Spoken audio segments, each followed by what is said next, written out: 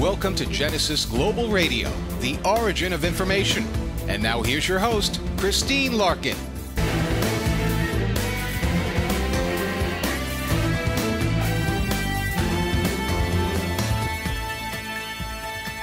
Hello, and thank you for tuning in to Genesis Global Radio, the origin of information.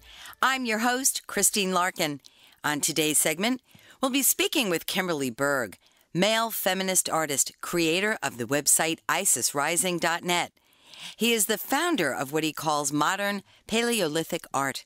He is interested in drawing attention to the prehistorical, pre-patriarchal period in human evolution. It was a time when women played a very important role in creating a civilization built on female values. They were social values based on respect for women, on a peaceful community free of war and bloodshed, on compassion for others, on a lifestyle lived in harmony with nature, and in a spirituality that permeated every facet of their daily life. I'd like to welcome once again Kimberly Berg. Kimberly, how are you? Thank you. I'm very well, and I appreciate you inviting me here. Well, we love having you. We had a segment at another time, and today you're back.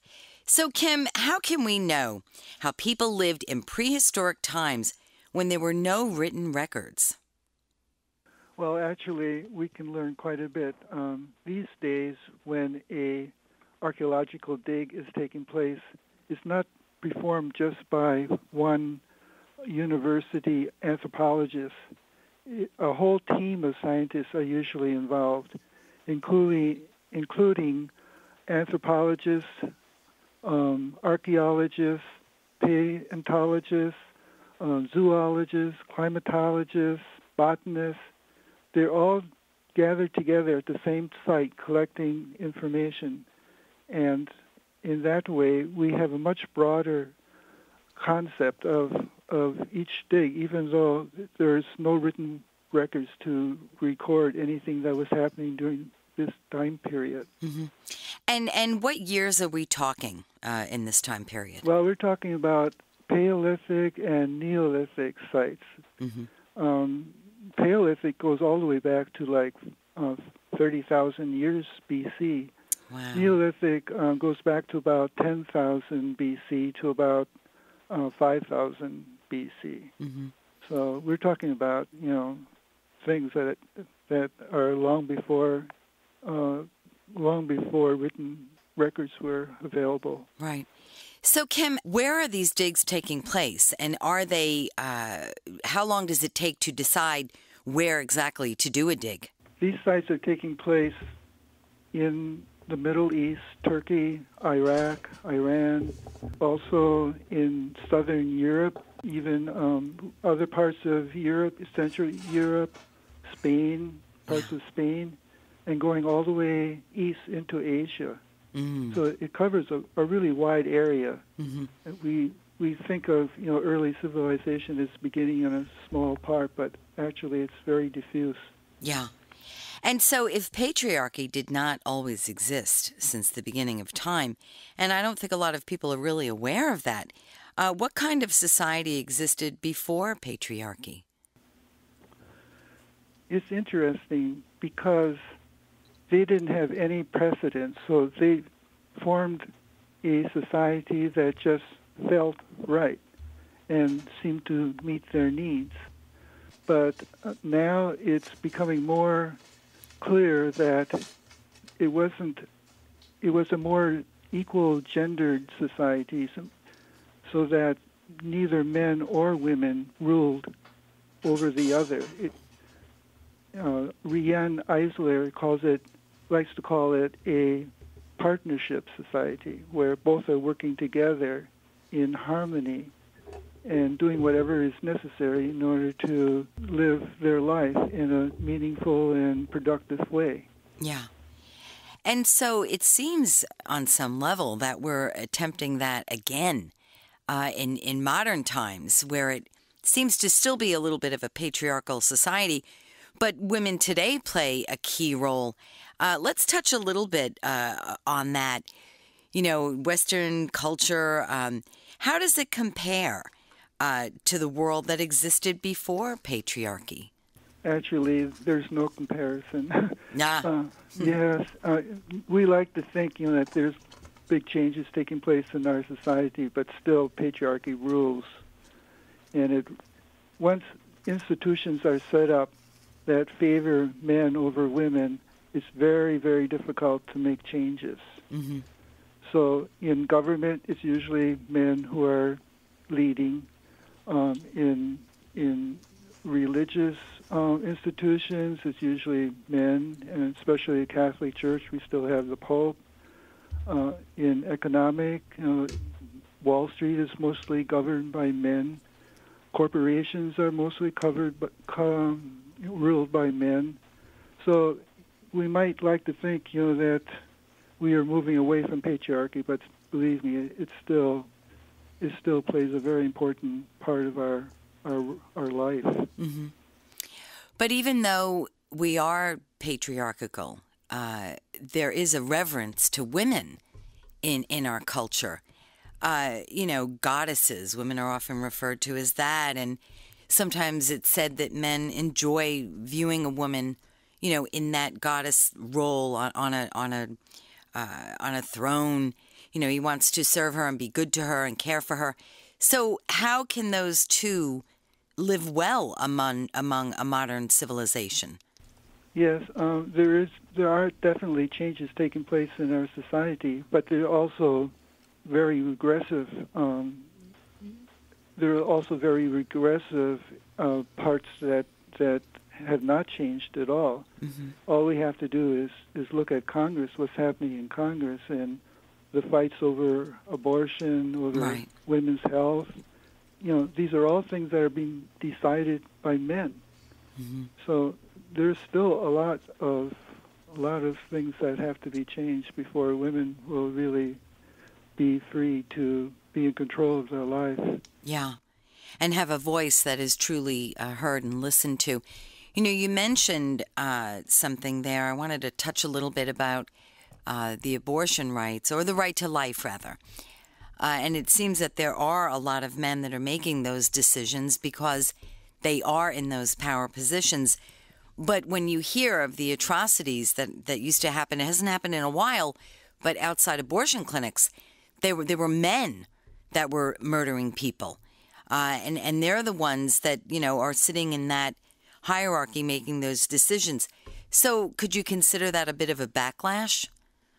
It is a backlash, but also it's something that goes along with the idea that men are in control of women. Mm. These are ideas that men are not going to give up easily.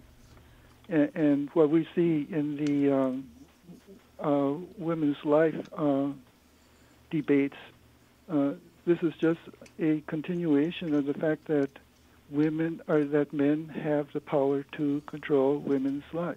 Mm-hmm. Mm-hmm. And, in the evangelical community, this is still part of their way of viewing the sexes. Women are supposed to be obedient to their husband. This is in the Bible. And anything else means going against the Bible. Mm-hmm. So that's why once something like this becomes institutionalized, it's very, very hard to break out of it, especially in the religious sphere. Because if you're saying anything different, it means you're going against the Word of God, and then you're subject to condemnation. Mm-hmm. Mm-hmm. Very good point. Which brings us back to the matriarchal societies that existed long before the birth of Christ. Tell us a little bit about that time, or what you know of that matriarchal society. It began around 3000 BC, when the agricultural goddess cultures that were very prominent in Turkey and southern Europe became overrun by tribes from Asia, which were not agricultural but nomadic. They had large herds of animals. Mm-hmm. And they developed a society completely different, whereas the agricultural societies became goddess-centered and woman-centered.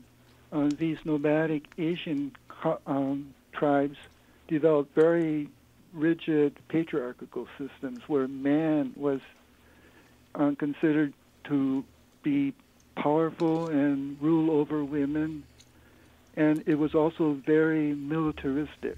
They believed that power was invested in them by being able to rule, and to rule and to have conquest meant killing, and they had no problem with killing.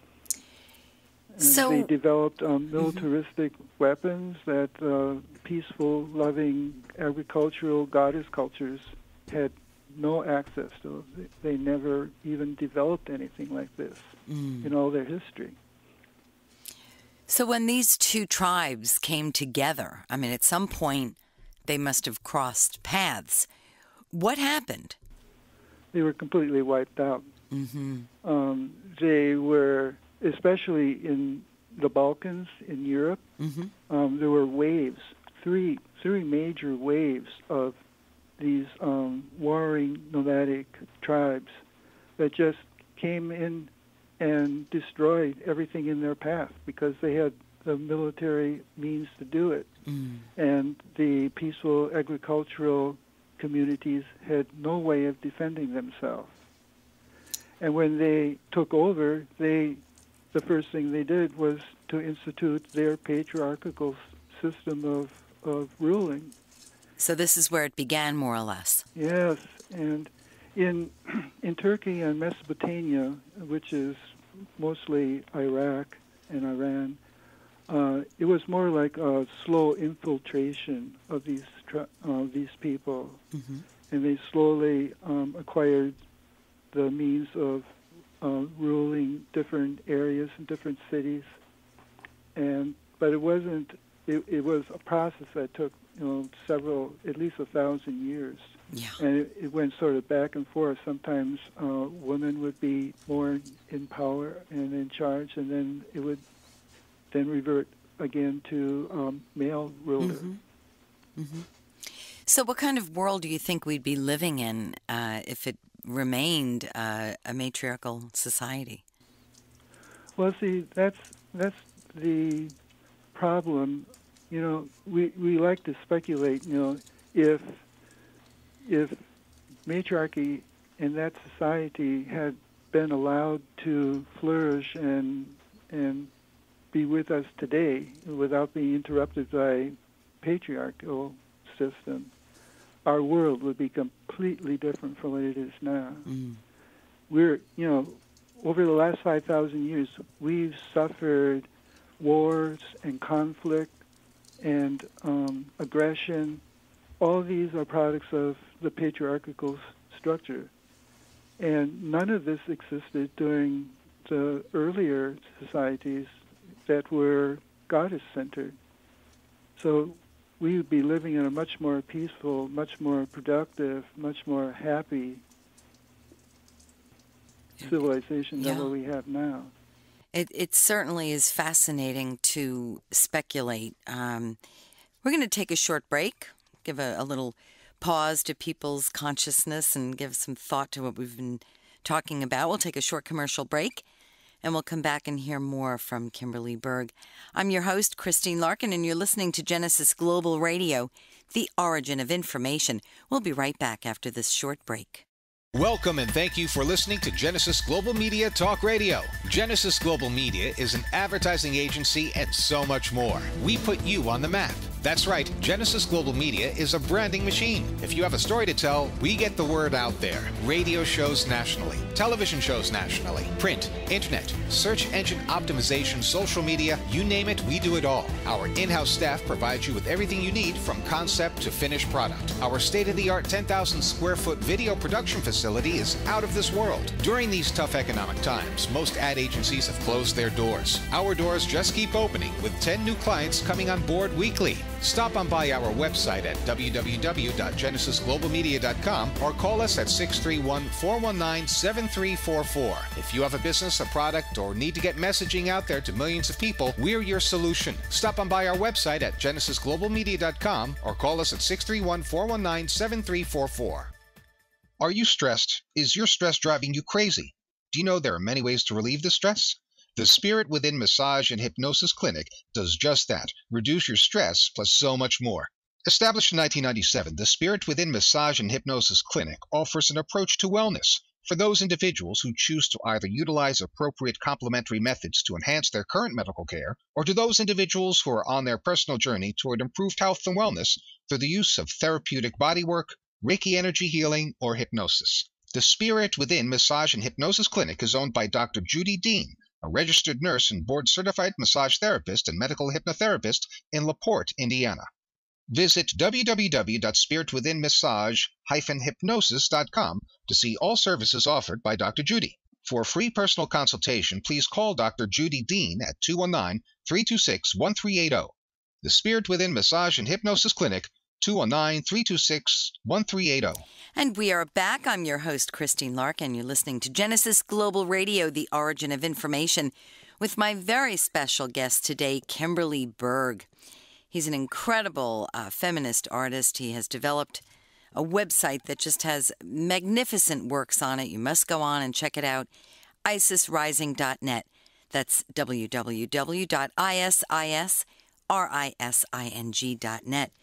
Go on there, check it out. And if you have any comments or want to purchase anything that's, there, or talk to Kim, you can email him at kdegas@artlover.com.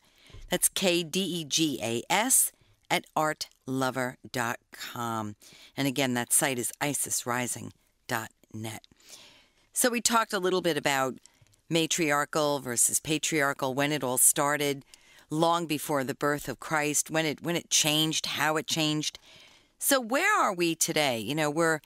When you talk about the women's revolution in modern times, in the 20th century, where are we now? I mean, have we really made any strides in the last 40 to 50 years? Yes, we have, but we've also experiencing now the backlash of what we've gained in the 60s. At least that's how I see it. All these questions about abortion and women's health, these are all reactions against what women had enjoyed in the 60s, where we had free sex, and these are all things that completely went against traditional ideas of what is right. Mm-hmm. And now, not only that, but the gay marriage thing, there's big changes taking place. And the interesting thing is the changes are being accepted by the general population before they're being accepted by the people that make these decisions in Congress. Yeah. And so there's a constant struggle back and forth going on here. Mm-hmm. Yeah, it certainly, from my perspective, I would agree with that very much so. You had the sexual revolution, and then women were out in droves in the job market. But then in the 80s, it was kind of like the power woman, raising a family, working. And then that didn't really work, because then, sort of in the 90s, end of the 90s, there was sort of this burnout that was going on. Then you go into the current times in the last decade, and you started to see a lot of women working from home. A lot of companies setting up places where they could bring their children, and there'd be people to watch them while they worked. So where there was an advancement, then there was sort of like, whoa, maybe we've taken on too much. And now sort of finding the middle ground in between the two. So, that being said, it seems to me that those more traditional roles are finding their way back. What do you think? Yes, and the problem is women want to be more in charge with their life, but the problem is how do you fit that in with they're also the role of being mother and raising their children. And that's the reality that's starting to affect people's lives and how they're going to proceed from this point, because we need women in charge in managerial positions, not just lower rank positions. And that means really sacrificing a lot of your life just towards the demands of your career. Mm-hmm. Mm-hmm. But go ahead, I do Kim. see changes taking place. Sure. And I'm sure that one of the big changes is the women's study groups that have formed in almost every university now. Mm-hmm. This is making a big, big change in the younger population. Yeah. And I think in the future, we're going to see these people moving into areas that have been denied them in the past, especially politically. I hope so. Economically, too. Yeah. Well, it's interesting that you mentioned the women's studies courses. I know I took one when I was in my undergraduate studies, and it was such an eye-opener because until that point, I had never heard of a course like that. And we touched a bit upon, these matriarchal societies that existed. So, going into the future a bit, it's been said that we're evolving maybe into civilization 1. If we make it, that's like another level in our evolution. And so what do you think women, going into the future, what kind of role could we play in your wildest imagination? Give us a little insight. Well, the way I see it, our present system is not sustainable. And there is going to have to be big changes. And I think women will move into areas that men no longer can play a leading role. Like the present collapse in Wall Street, made us realize that women in those positions are much more effective, much more efficient, and much more trustworthy than men who are just operating on the idea of making more money. And we see most of what happened, just plain greed. And we don't associate that kind of attitude with women. And the big difference between men and women is that when women are in positions like that, they're not thinking about how much money they can make. They're thinking about the future that they're creating for their children. And that makes a huge, huge difference. But let's role play a little bit. What if women were in that position of power and it became so to the level that men have the power now? You don't think that greed would be a part of that, monetary greed? I don't think so, because they're thinking more of their children. Men don't think about their children or their children's future. They just think about themselves. But I think women have traditionally always, whatever they do, it's always for the sake of their child or their children. And this has been a rule that has existed since the earliest times, even in Paleolithic times. All the advances that they made in their civilization can be attributed to their concern for their child. Very interesting.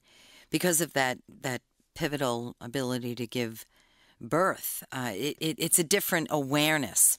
Right. So everybody listening today, if you want to go on Kim's site, there's just such incredible art. Kim, some of my favorite images are of pregnant women, that you got the birth mother. They're just so lovely. The site is www.isisrising.net. That's ISISRISING.net. And you can email Kim at kdegas@artlover.com. KDEGAS@artlover.com. Let's touch a little bit on your email address, Degas. That was a huge influence for you? Yeah, well, most of my work is done in pastel, and Degas is the preeminent pastel artist. So by using his name, hoping that some of that might rub off in my own art. And it has. It's so beautiful. So beautiful. So when you sit down to paint or, etch, what would you call it? Etching? Well, pastel artist, for a pastel artist, you're painting. Okay. For a painter, you're drawing. Okay. So there's always that dichotomy there. I was cleaning out some old boxes from a recent move, and I came across a bunch of pastels from when I took art classes. It was kind of neat. I forgot that I even had it. So, yeah, I used to love working in pastel, but it's been many, many years.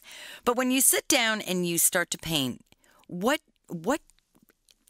comes in your mind? What is it different every time, or are you always driven by the adulation that you have for women? It's not adulation, really. It's more a feeling of righting the balance, because I feel that women have been treated horribly by patriarchy, and I want them to have a good feeling about themselves and their body, which is being denied them through attitudes, created by a patriarchal system. And this is something that's been going on for thousands of years. Sure. And what I can't understand, how this could have persisted for such a long time. Not sure. Good question. Yes. And it continues. I feel compelled to talk about it, Yet women can talk about it all their life, but it's not until a man talks about it that people start to listen. So what do you think the one thing that women still face the most criticism about when they go out into the world, maybe walking down the street? What do you think is on a woman's mind? Well, I'm not a woman, so it's not easy to answer a question like that. But I feel they just want to work with a level playing field. Respect, mutual respect. The whole idea is that women are inferior to men, and that's what women are fighting against now. Yeah. Trying to right the balance. That's right. And it's not easy. And that's kind of winding our show down for today, Kim. It's been a pleasure as always. Yes, I enjoy it very much myself. Thank you, and we'll have you back for another segment. Thank you to all of our listeners. I'm your host, Christine Larkin. Thank you for tuning in to Genesis Global Radio. For upcoming segments, log on to www.genesisglobalmedia.com and keep your finger on the pulse of the hottest brands on the planet.